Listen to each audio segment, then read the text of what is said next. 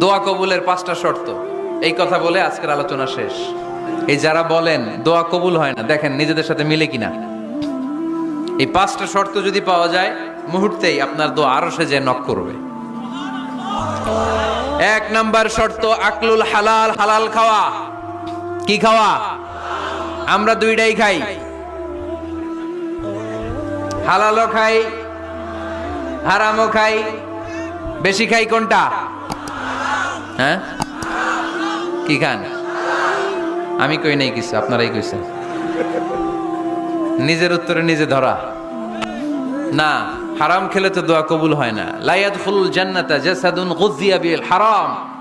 ওই দেহ কখনো জান্নাতে যায় না যে দেহ হারাম খেয়ে বর্ধিত হয়েছে। কেন দোয়া কবুল হয় না? মিলিয়ে নেন নিজের জীবনের সাথে, জাস্ট একটু মিলিয়ে নেন।